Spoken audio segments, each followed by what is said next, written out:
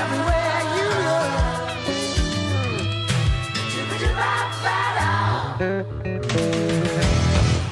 Good morning, JSerra. I'm Chase Laskin. And I'm Kennedy Carter. And this is the Lion Report. Yesterday we celebrated Martin Luther King Jr. Day, commemorating the birthday of Martin Luther King, who was an activist and a Baptist minister who was one of the most visible leaders of the civil rights movement in the 50s and the 60s.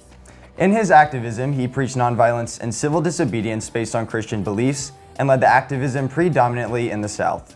He was most integral in influencing the passing of the Civil Rights Act of 1964 that outlaws discrimination based on race, color, religion, sex, or national origin. It also prohibits unequal application of voter registration requirements, racial segregation in schools and in employment, as well as public accommodations. Well, enough from us. Let's listen to the man himself.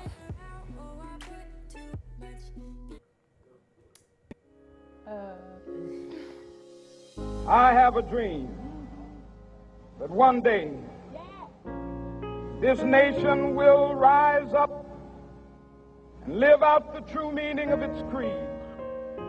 We hold these truths to be self-evident, that all men are created equal.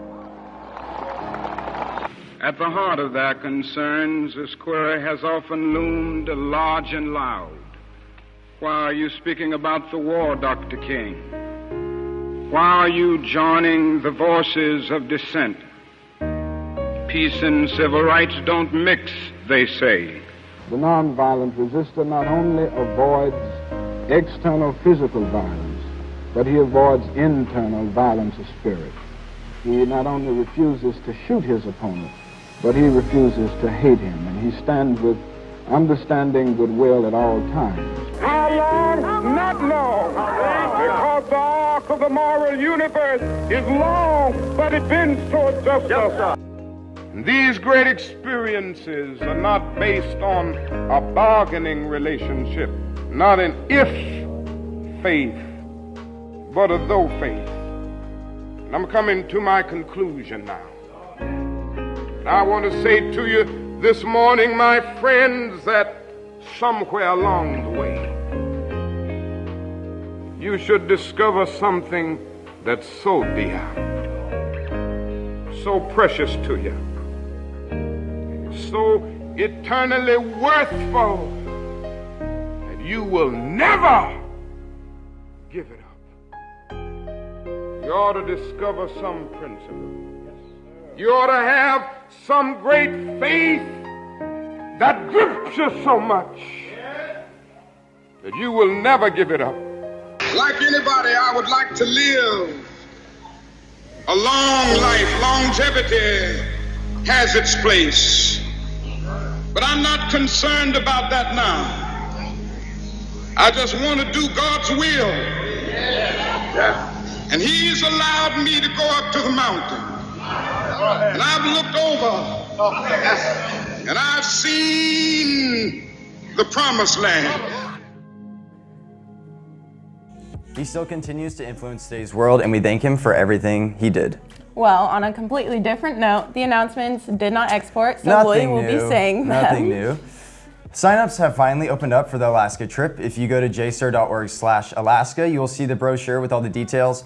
Juniors, this is your one chance because seniors are not allowed to go on the trip. There is a girls varsity soccer game today here after school at 3:15 versus SM.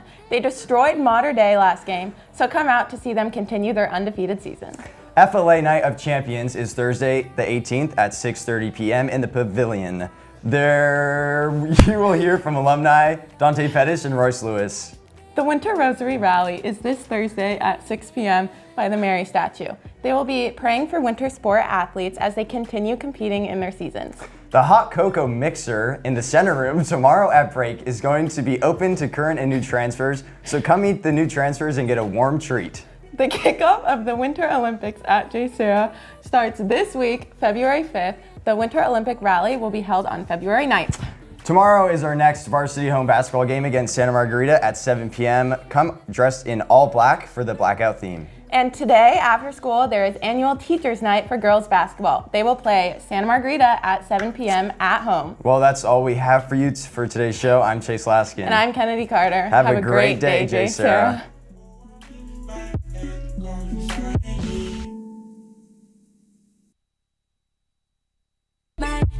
come inside me. Now you know you're in or out. Oh, I put too much behind me.